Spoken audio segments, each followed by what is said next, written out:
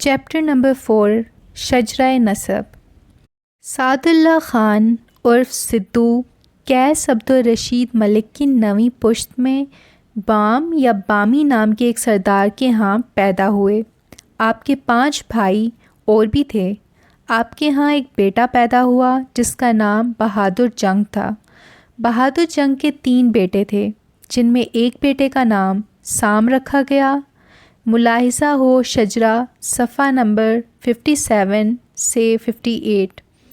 You can see شجرہ in the description box of this video۔ سام سے 3 بیٹے پیدا ہوئے، جسی، محمد اور غیاث۔ محمد ہی بعد میں محمد غوری کے نام سے مشہور ہوئے۔ جسی کے ہاں 3 بیٹے اور ایک بیٹی پیدا ہوئی، کسری خان، سیل خان، پنجم خان اور بھوجان حور۔ ایک روایت کے مطابق پتہ چلتا ہے کہ جسی کا ایک بیٹا اور بھی تھا جس کا نام قطب یا سیف تھا۔ یہ زمانہ 12ویں صدی کا تھا۔ جسی بھی عبرانی نام ہے۔ حضرت داؤد علیہ السلام کے والد کا نام بھی جسی تھا۔ جسی اور ان کے اہل عیال نے کب برصغیر کا رخ کیا؟ مورخ کے علی نے اپنی تصنیف A New History of Indo-Pakistan کے باب دی ہاؤس آف غور میں لکھتے ہیں کہ سلطان محمود غزنوی نے 1010 میں غور کو فتح کیا اور اسے سلطنت غزنوی میں شامل کر کے اہل غور سے خراج وصول کرتے رہے۔ اہل غور انتہائی ایمانداری اور نیک نیتی سے محمود غزنوی کی زیر قیادت غزوات ہند میں شریک رہے، لیکن محمود کی وفات کے بعد ان کے جانشینوں کے دور میں اہل غور ان سے بدظن ہو گئے اور دونوں میں رقابت شروع ہو گئی۔ حالات نے اس وقت سنگین صورتحال اختیار کی جب سلطان محمود کے ایک جانشین بہرام نے غور کے ایک بااثر سردار قطب الدین کو قتل کر دیا، جس پر اہل غور اور اہل غزنی کے درمیان کئی معرکے ہوئے جن میں محمد غوری بالآخر کامیاب ہوئے اور انہوں نے غزنی ہی میں 12ویں صدی کے آخر میں غوری سلطنت کی بنیاد رکھی۔ نواب جسی محمد غوری کے بھائی تھے۔ ان کا ایک اور بھائی غیاث الدین بھی تھا۔ محمد اور غیاث الدین کے تعلقات انتہائی خوشگوار تھے، جبکہ نواب جسی کے تعلقات اپنے ان دونوں بھائیوں سے اچھے نہیں تھے۔ ملک میں جنگی حالات اور قبیلائی تناؤ کی وجہ سے نواب جسی نے یہی مناسب سمجھا کہ وہ غزنی سے بر صغیر کی طرف ہجرت کر جائیں۔ ہمارے ہم عصر تاریخ دانوں نے لکھا ہے کہ نواب جسی خان اپنے اہل و عیال کے ساتھ 1310 میں پونچھ کے علاقے سدنوتی میں داخل ہوئے، لیکن راکم کی قوی رائے ہے کہ وہ 13ویں صدی کے آغاز میں ہی برصغیر کے شمال مغربی علاقے میں غزنی سے ہجرت کر کے آ گئے تھے۔ یہ وہ وقت تھا جب محمد غوری نے بھی برصغیر کو فتح کرنے کی اپنی مہم کا آغاز کر دیا تھا۔ ان کی اس مہم کی وجہ یہ بھی تھی کہ غزنوی خاندان کے بہت سے سردار اہل غور سے شکست کے بعد پنجاب منتقل ہو گئے تھے، جہاں غزنیوں کے وفاداروں ہی کی حکومت تھی اور جو کسی وقت بھی غوری سلطنت کے لیے خطرہ بن سکتے تھے۔ نواب جسی خان نے کشت و خون کی اس فضا سے اپنے خاندان کو بچانے کے لیے غزنی کے مشرق کی طرف ہجرت کی اور روایت ہے کہ انہوں نے سب سے پہلے 4 صدا میں آ کر ڈیرے ڈالے۔ راکم کا خیال ہے کہ شمال مغربی علاقوں میں جہاں جہاں سدوزیوں کی آبادی ہے وہاں انہوں نے ہجرت کے اس سفر میں قیام کیا۔ ان علاقوں میں ڈیرہ اسماعیل خان بھی شامل ہے۔ بالآخر انہوں نے کشمیر کی سدنوتی دھرتی کا رخ کیا اور 1250 میں سدنوتی کے جنوب میں دریائے جہلم کو عبور کر کے کوٹلی کے علاقے تڑالہ میں داخل ہوئے۔ تڑالہ دریائے جہلم کے نقطۂ عبور کے مشرق میں خوبصورت پہاڑی پر واقع ایک حسین وادی ہے جہاں سدنوں ہی کی کثیر تعداد اب بھی آباد ہے۔ یہاں پر اہل علاقہ نے ان پتھروں کو سیاہ رنگ کے نشان لگا کر محفوظ کر رکھا ہے۔ جن کے بارے میں روایت ہے کہ نواب جسی خان نے مزید آگے بڑھنے کے لیے سمت کا تعین کرنے کی خاطر آگ جلائی تھی، اور جس طرف دھواں رخ کرے گا اس طرف مزید کوچ کرنے کی نیت کر رکھی تھی۔ قدیم زمانے سے یہ روایت چلی آ رہی ہے کہ لوگ کسی مہم میں کامیابی کے لیے اللہ تعالیٰ کی خوشنودی اور مرضی معلوم کرنے کے لیے مختلف طریقے اختیار کرتے تھے، جن میں آگ جلانا اور دھوئیں کا رخ بھی شامل تھا۔ اسلامی تعلیمات کے مطابق استخارہ بھی کیا جاتا ہے، چنانچہ آگ کے دھوئیں کا رخ تڑالہ سے شمال کی جانب گیا۔ اسی طرف نواب جسی خان اور ان کے اہل و عیال نے کوچ کا رخت سفر باندھا۔ اپنے خاندان میں بعض کو تڑالہ ہی میں آباد کیا۔ تڑالہ سے شمال کی طرف منگ تک کے علاقے میں اس وقت گکھڑ قوم کے لوگ آباد تھے۔ یہ لوگ جہلم سے لے کر کوہوٹا تک کے مختلف علاقوں میں رہتے تھے۔ روایت ہے کہ محمود غزنوی ہی کی اجازت سے ان علاقوں میں آباد ہوئے تھے۔ بشیر سدوزئی نے اپنی تصنیف جہاں سروں کی فصل کٹائی میں منشی محمد دین فوق کے حوالے سے لکھا ہے کہ گکھڑ خان نے سلطان محمود غزنوی سے اپنی قوم کو دریائے جہلم کے مغربی کنارے آباد کرنے کی اجازت حاصل کی۔ ان لوگوں نے دریائے جہلم کو عبور کر کے پونچھ/سنوتی کے علاقے پر بھی قبضہ کر لیا۔ نواب جسی خان نے دریائے جہلم کے مشرقی علاقوں سے گکھڑ قوم کو دریا کے پار مغربی کنارے دھکیلنے کا فیصلہ کر لیا۔ گکھڑ قوم بھی کافی دلیر تھی، چنانچہ نواب جسی کی فوجوں اور گکھڑوں کے درمیان تڑالہ سے لے کر منگ تک کے درمیانی علاقوں میں جھڑپیں شروع ہوئیں۔ اللہ تعالیٰ ہمیشہ ہجرت کرنے والے لوگوں کی پشت پناہی کرتا ہے۔ وہ مقامی لوگوں کے مقابلے میں مہاجرین کے لیے غیب سے فرشتوں کی مدد فراہم کرتا ہے۔ وہ مہاجرین کی مخالفت کرنے والوں کے دلوں میں قدرت الہی سے رعب ڈال دیتا ہے۔ ویسے بھی روایت کے مطابق گکھڑوں نے اپنی حدود سے تجاوز کرتے ہوئے دریائے جہلم کے مشرقی حصوں پر ناجائز قبضہ کر لیا تھا، اس لیے ان کا ان علاقوں کو خالی کرنا ضروری ہو گیا تھا۔ محمود غزنوی نے انہیں صرف دریائے جہلم کے مغربی کنارے پر آباد ہونے کی اجازت دی تھی۔ گکھڑوں نے پتن کے قریب شمال میں منگ کو اپنا مرکز بنا رکھا تھا، جہاں جسی کی فوج کے ان کے خلاف آخری معرکہ ہوا، جس میں گکھڑوں کو شکست ہوئی۔ تڑالہ سے منگ تک کی مہم میں دونوں فریقوں کے درمیان جھڑپوں میں تقریباً 2 سال کا عرصہ لگا۔ بالآخر 13ویں صدی کے آخری عشرے میں گکھڑوں کو دریائے جہلم کے مشرقی کناروں سے دریا پار مغرب کی طرف دھکیل دیا گیا۔ روایات کے مطابق نواب جسی خان نے منگ کی فتح کے بعد اسے اپنا مرکز بنا دیا، اور یہاں پر ہی 13ویں صدی کے آخر میں کسی وقت ان کی وفات ہوئی۔ نواب جسی ولی اللہ بھی تھے۔ وہ تنہائی میں مراقبہ اور مشاہدہ اللہ کے بھی عادی تھے۔ اس مقصد کے لیے انہوں نے تھراڑ اور منگ کے درمیان جنگل میں ایک مقام کو منتخب کر رکھا تھا، جہاں وہ مراقبہ اور چلہ کشی کیا کرتے تھے، جو جسی پیر کے نام سے آج بھی مشہور ہے۔ نواب جسی خان مرحوم کے 3 بیٹے نواب کسری خان، نواب سیل خان اور نواب پنجم خان تھے۔ روایت ہے کہ پنجم خان سب سے چھوٹے تھے۔ اب ان تینوں بھائیوں کی اولاد کے درمیان پونچھ سنوتی کے علاقوں میں آباد کاری اور تقسیم کا مسئلہ درپیش تھا۔ اس مسئلہ پر اختلاف اور بڑے بھائیوں کی طرف سے نظر انداز کیے جانے کی وجہ سے حسب روایت پنجم خان نے یہ علاقہ چھوڑ دیا۔ ایک روایت کے مطابق انہوں نے موجودہ ایبٹ آباد کا رخ کیا، جہاں آج بھی ان کی نسل کے لوگ آباد ہیں، جبکہ بشیر سدوزئی کی تصنیف جہاں سروں کی فصل کٹائی کے مطابق وہ اپنے بھائیوں سے ناراض ہو کر سوات کی طرف چلے گئے۔ چنانچہ مصدقہ روایت ہے کہ علاقوں کی آپسی تقسیم کے لیے اپنے والد کی چلہ گاہ جسی پیر کے مقام پر انہوں نے دوبارہ آگ جلائی۔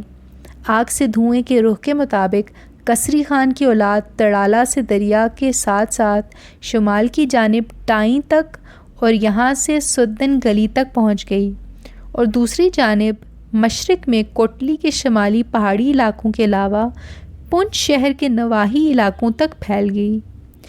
توسیع اور پھیلاؤ آہستہ آہستہ اور بڑھا۔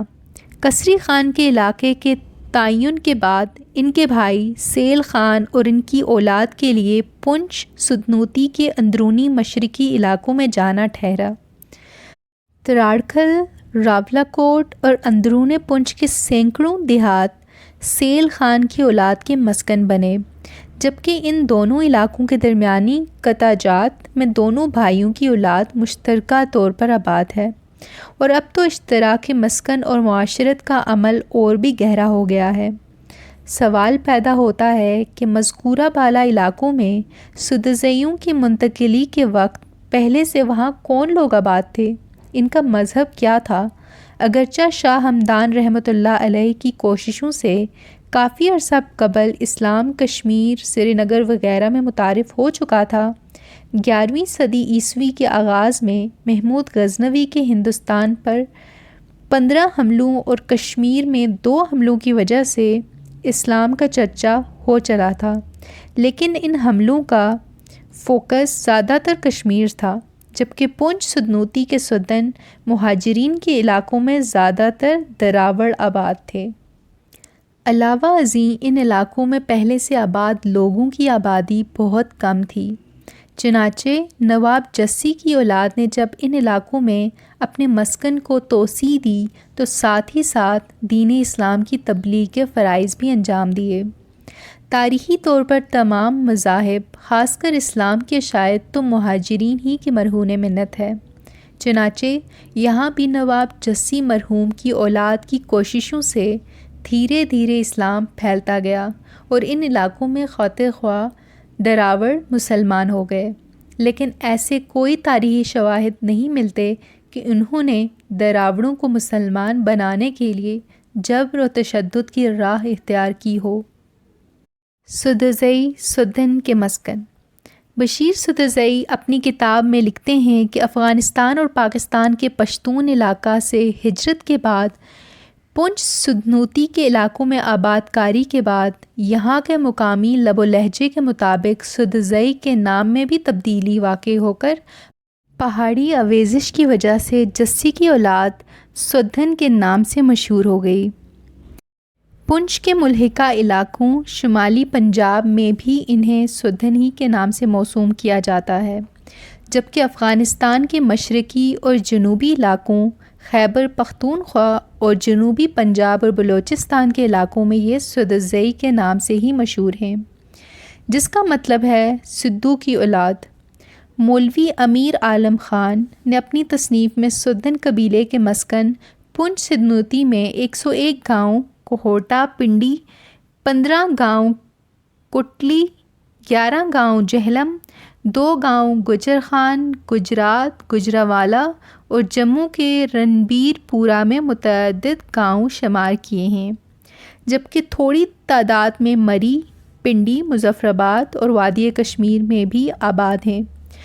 جموں میں سدن قبیلے کے لوگ ان لوگوں کی نسل سے ہیں جنہیں 1832 میں سکھوں، ڈوگروں اور سدنوں کے مابین معرکہ آرائی کے دوران قید اور یرغمال بنا کر نوشہرہ اور بعد میں جموں منتقل کر دیا گیا تھا۔ 1832 کے المناک داستان کو اپنے مقام پر تفصیل سے لکھا جائے گا، یہاں صرف یہ کہنا مقصود ہے کہ جموں کے علاقہ رنبیر پورہ میں منگ، پلندری اور سدنوتی کے دیگر علاقوں سے یرغمال بنائے گئے سدنوں کی اولاد آباد ہے۔ ان میں سردار شمس خان کی اولاد بھی شامل ہے۔ ان کی بیوی پھولا ہور اور ان کے بیٹوں کو ڈوگرا گلاب سنگھ دیگر سدن یرغمالوں کے ساتھ جموں لے گئے تھے۔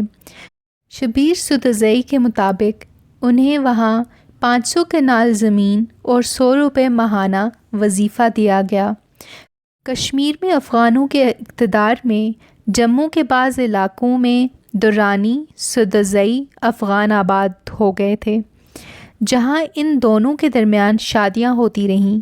ان کی نسل کے لوگوں نے جموں، ہندوستان اور حتیٰ کہ لاہور میں تعلیم پائی اور کشمیر نیز ہندوستان میں اہم عہدوں پر فائز بھی ہوئے۔ یہاں جس گاؤں میں سردار شمس خان کی اولاد آباد ہے وہ کافی بڑا بلکہ یونین کونسل بھی ہے۔ وہاں کے اکثر باسی سدن ہی کہلاتے ہیں۔ روایت ہے کہ 1947 میں جموں کے مسلمانوں کو پاکستان ہجرت کے بہانے اکٹھا کر کے ان کا قتل عام کیا گیا، تو ان شہداء میں سدنوں کی بہت بڑی تعداد تھی۔ جموں میں بھی ان سدنوں کی بہادری اور شجاعت ہر زبان پر عام تھی، حتیٰ کہ اس وقت کے شیر کشمیر شیخ عبداللہ نے جموں میں ڈوگروں کے خلاف اپنی سیاسی تحریک کا آغاز سدنوں ہی کے اس علاقے سے کیا۔ ایک روایت کے مطابق 10 اپریل 1953 کو انہوں نے سدنوں کے اس علاقے کا دورہ کیا اور حکومت ہند کو بڑے جوشیلے انداز میں للکارتے ہوئے اسے فرقہ پرست اور مسلم دشمن قرار دیا اور کشمیر کی آزادی کا مطالبہ کیا۔ شیخ عبداللہ کی طرف سے جموں میں پہلی تقریر کے لیے سدنوں کے اس مسکن کے انتخاب کا بظاہر مقصد یہی معلوم ہوتا ہے کہ سدنوتی کے سدنوں کی ہمدردیاں حاصل کی جائیں، جنہوں نے ڈوگروں سے آزادی حاصل کر کے آزاد کشمیر کو پاکستان میں شامل کر لیا تھا۔ آزاد کشمیر کے مختلف مقامات پر سدن قبیلے کے افراد کی تعداد تقریباً 15 لاکھ ہے۔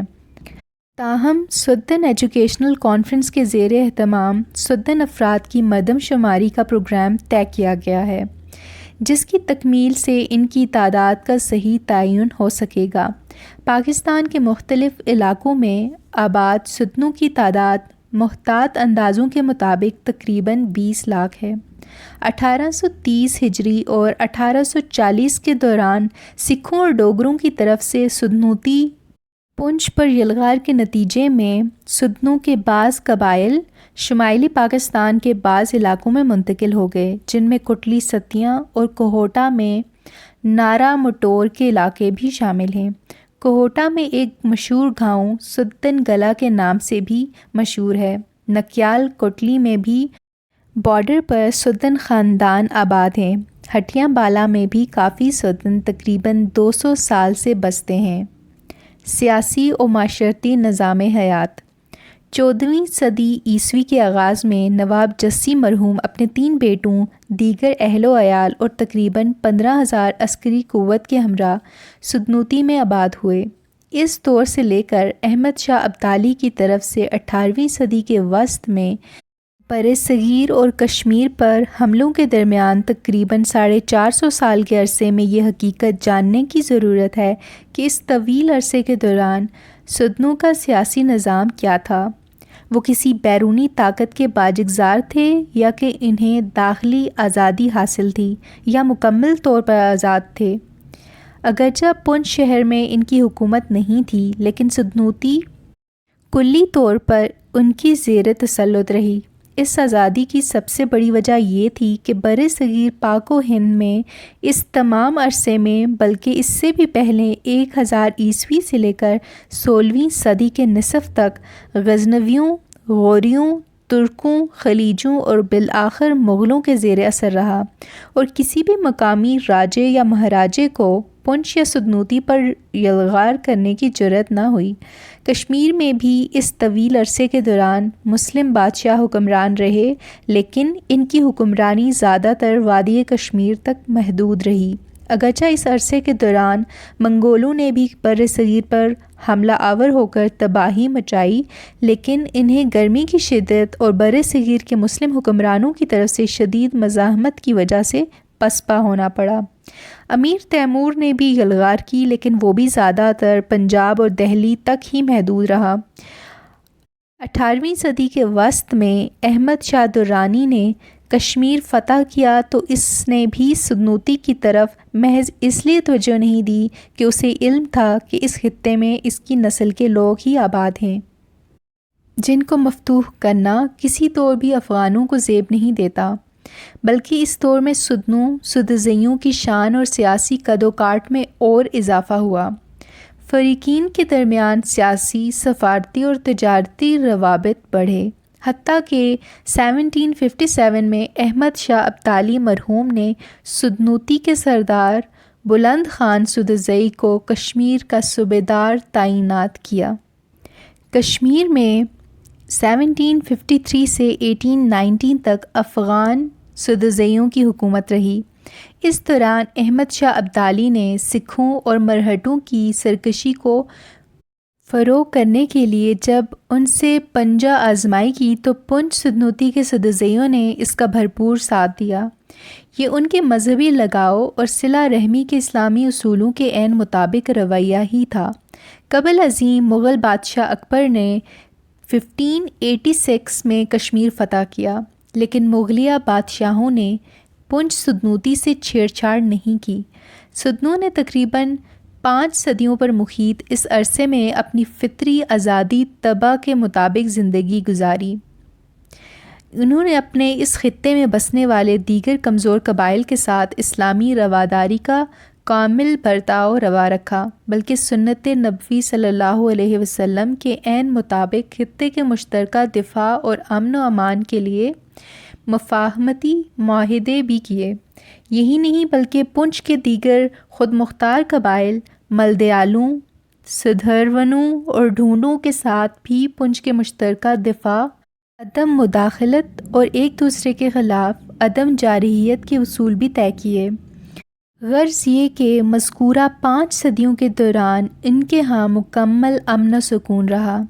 اس دوران محتاط اندازوں کے مطابق ان کی عددی قوت میں بھی اضافہ ہوا اور ان کی تعداد تقریباً 5 لاکھ تک پہنچ گئی۔ اس عرصے میں پونچھ شہر کم و بیش ملدیالوں کے زیر کنٹرول رہا۔ یہ دیگوار کے ملدیال تھے۔ پونچھ کا علاقہ سدنوتی کے شمال مشرق میں واقع ہے۔ سدھن بھی پونچھ شہر آتے جاتے رہے، کچھ وہاں آباد بھی ہوئے۔ سدنوں اور ملدیالوں کے آپسی تعلقات کافی خوشگوار رہے۔ پونچھ شہر سے ہی وہ تجارت کرتے رہے۔ سدنوتی کے مشرق میں علاقہ سدھرون تحصیل حویلی واقع ہے۔ یہاں زیادہ تر راٹھور راجگان اندرونی طور پر آزادانہ حکومت کرتے رہے۔ پونچھ کے مشرق میں منڈی اور اس کے گرد و نواح کے علاقے ہوجگان کے مسکن تھے، جبکہ منڈھیر اور سورن کے علاقے گجروں اور دھیلیوں کی اماجگاہ تھے۔ انتہائی جنوبی علاقہ بھمبر میں تھکیال بستے تھے۔ سدنوتی کے شمال میں باغ اور اس کے مضافاتی علاقوں میں ملدیال رہائش پذیر تھے، جبکہ شمال مغرب میں دھیرکوٹ سے دریائے جہلم کے مشرقی کنارے کوہالہ تک ڈھونڈ یعنی عباسی آباد ہیں۔ باغ کے شمالی علاقے سدن گلی کے شمال میں مہاراجہ کشمیر کے زیر قبضہ علاقے میں ککھے راجپوت رہتے ہیں۔ یہ سبھی علاقے پنجاب میں سکھوں کے اقتدار تک داخلی طور پر آزاد رہے۔ سدنوتی پونچھ کشمیر کی وجہ تسمیہ۔ سدنوتی کی وجہ تسمیہ تو واضح ہے کہ اس خطے کے باسیوں سدھنوں کے نام پر اس علاقے کا نام سدنوتی رکھا گیا۔ 1820 میں سکھ حکمران رنجیت سنگھ نے جموں کا علاقہ ڈوگرا سردار گلاب سنگھ کو خدمات کے صلے میں جاگیر کے طور پر دے دیا، جبکہ پونچھ کا علاقہ اس کے چھوٹے بھائی دھیان سنگھ کو دیا۔ دھیان سنگھ لاہور کے سکھ دربار میں رنجیت سنگھ کے وزیر کبیر کی حیثیت سے خدمات انجام دیتا رہا۔ عملی طور پر پونچھ کا علاقہ گلاب سنگھ کے ہی زیر اثر رہا۔ اس عرصے میں انتظامی تقاضوں کے تحت سدنوں کی سرزمین کو پونچھ کی سدنوتی تحصیل کا نام دیا گیا۔ پونچھ میرپور میں آباد کشمیری مورخ جی ایم میر نے اپنی تالیف جموں و کشمیر کی جغرافیائی حقیقتیں میں پونچھ کی وجہ تسمیہ بیان کرتے ہوئے لکھا ہے کہ نامور چینی سیاح ہیون تسانگ نے 623 عیسوی میں کشمیر کا تفصیلی دورہ کیا۔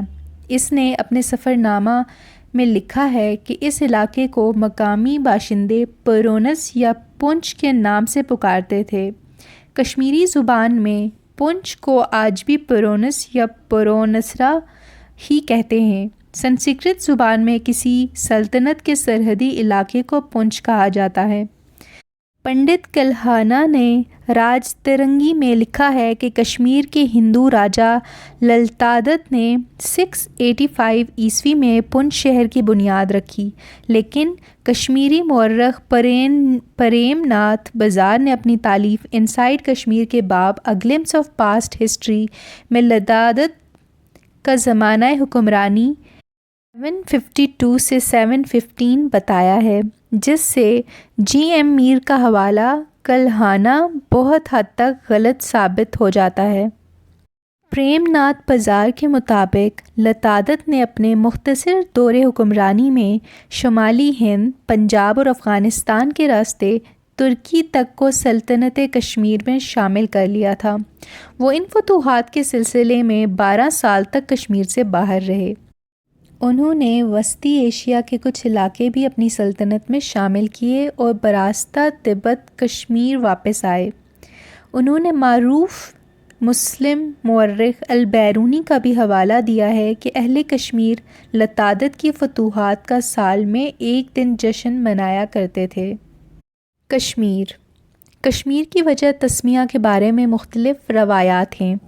ایک روایت کے مطابق قدیم زمانے میں جب کشمیر ستی سر کے نام سے ایک وسیع جھیل کی صورت میں موجود تھا تو اس کے کناروں پر آباد لوگوں کو جالود بہاوا آدم خوریوں سے نجات دلانے کے لیے بارہمولہ کے مقام پر ایک سادھو کشپ رشی نے پہاڑ کاٹ کر سارا پانی باہر نکال دیا۔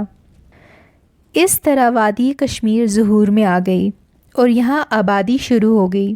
چونکہ کشپ رشی کی کوشش سے وادی وجود میں آ گئی تھی، اس لیے اس کا نام کشپ میر یعنی کشپ کی جگہ پڑ گیا، جو بعد میں بدل کر کشمیر ہو گیا۔ میر سنسکرت زبان میں اونچی جگہ یا سطح مرتفع کو کہتے ہیں، جیسے اجمیر، پامیر، دیامیر وغیرہ۔ ایک روایت یہ بھی ہے کہ 550 قبل مسیح میں بنی اسرائیل کے کچھ لوگ افغانستان، گلگت اور کشمیر وغیرہ میں آ کر آباد ہوئے۔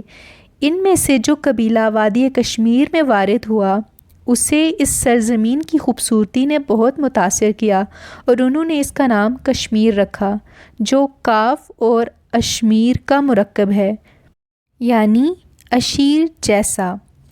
اشیر سامی زبان میں شام کو کہتے ہیں۔